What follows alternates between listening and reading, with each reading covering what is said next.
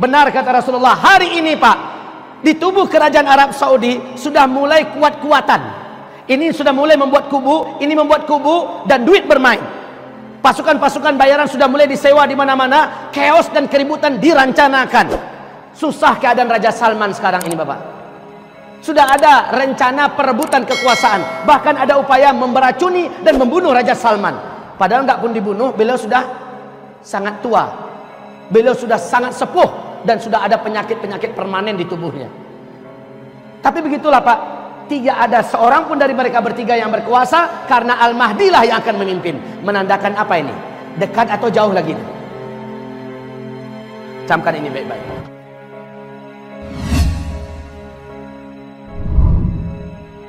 Kaum muslimin, Rasulullah bersabda, saat Al-Mahdi muncul, kalian sudah kembali seperti zaman sekarang, kata Nabi. Kalian akan berperang bersama Al-Mahdi menggunakan pedang, menggunakan panah, menggunakan tombak, dan kalian akan berlari berjalan di atas kaki kalian. Kalian akan menunggang kembali kuda-kuda perang kalian. Thumma udtum min haitsu bada'tum wa udtum min haitsu bada'tum wa udtum min haitsu bada'tum. Saat Al-Mahdi muncul, kondisi kalian ketika itu sudah kembali secara total dan sempurna seperti hari ini, kata Rasulullah sallallahu alaihi wasallam. Kita dipaksa oleh Allah hidup menjadi manusia seperti zaman dulu, serba manual. Kaum muslimin, Al-Mahdi akan muncul. Dan Rasulullah bersabda, beliau munculnya di Mekah. Al-Mahdi munculnya nanti di Mekah. Tepatnya seorang lelaki dari Madinah dikejar oleh 300 orang pasukan darat berjalan kaki dari Damaskus. Mereka digelari dengan pasukan Sufyani, sejumlah 300 orang. Dikejar laki-laki yang ada di Madinah ini. Ciri-cirinya melengkapi seluruh ciri-ciri yang ada pada Al-Mahdi. Laki-laki ini tahu bahwa dia yang dimaksud, dia pun lari. Saat dia meninggalkan Madinah, melintasi Zulhulaifah, lalu lewat Al-Baida dan terus menuju Makkah, mereka 300 orang yang mengejar sampai di Al-Baida. Al-Baida adalah perbatasan antara Makkah dengan Madinah. Ya, kota kecil ini Pak, masuklah 300 orang itu di situ. Allah jadikan gempa, kemudian terbelahlah tanah di Al-Baida. Satu kota itu, gedung-gedungnya, pasar-pasarnya tenggelam masuk ke dalam tanah. Termasuk 300 orang yang ada mengejar tadi tenggelam seluruhnya, kecuali hanya satu orang disisakan oleh Allah untuk memberikan kabar kepada orang-orang di belakangnya, kami tenggelam di Al-Baida. Maka penduduk Mekah tahu bahwa penduduk masyarakat yang ada di Al-Baida sudah tenggelam. 300 pasukan yang mengejar seorang lelaki yang lari ke Mekah juga sudah tenggelam di Al-Baida. Maka pahamlah penduduk Mekah, laki-laki yang dikejar itu menurut hadis itulah Al-Mahdi. Penduduk Mekah segera menyebar mencari mana laki-laki tersebut. Karena ciri-cirinya dijelaskan lengkap oleh Nabi, dengan sangat mudah lelaki ini akhirnya ditemukan. Ternyata laki-laki ini ditemukan sedang tawaf Pak. Sedang tawaf, karena adabnya kalau masuk Mekah tawaf kudum dulu kan. Dia tawaf duluan. Tawaf walaupun nundukkan muka, nggak kepengen ketahuan. Nah kaum muslimin, ini Al-Mahdi malah menyembunyikan wajahnya. Tapi ditangkap oleh orang beriman. Kawan-kawan, ini dia lelakinya. Dipaksa untuk mau menerima baiat. Mula-mula dia tidak mau, dia menolak, dia minta waktu. Di malam harinya kata Rasulullah sallallahu alaihi wasallam, fa aslahahu Allahu fi lailatin. Allah pun mengislah keadaannya dalam satu malam.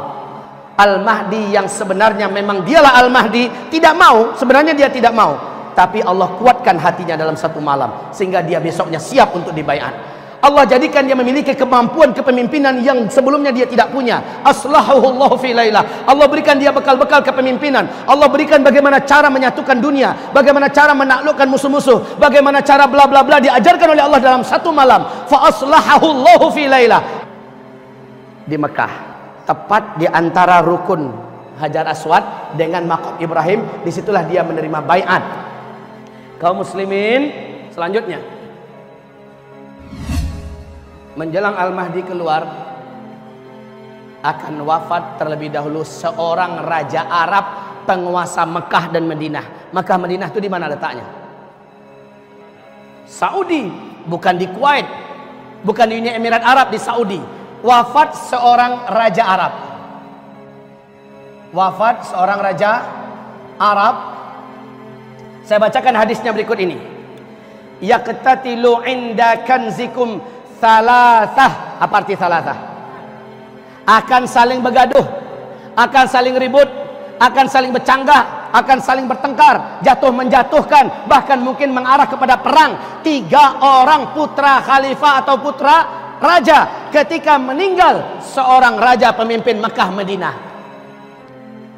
La yasiru ila wahidin minhum. Tidak seorang pun dari mereka bertiga itu yang benar-benar akan memimpin Mekah Madinah. Sebab apa?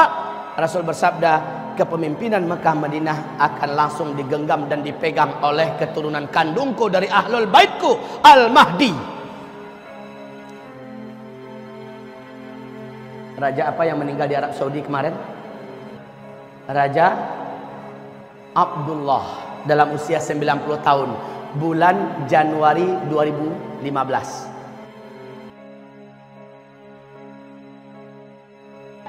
Benar kata Rasulullah, hari ini Pak, di tubuh kerajaan Arab Saudi sudah mulai kuat-kuatan.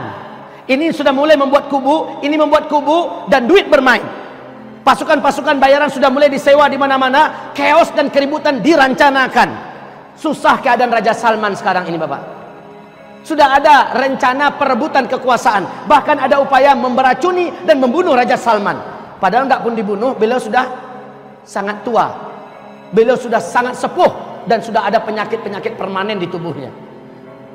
Tapi begitulah Pak, tidak ada seorang pun dari mereka bertiga yang berkuasa, karena Al-Mahdi lah yang akan memimpin. Menandakan apa ini?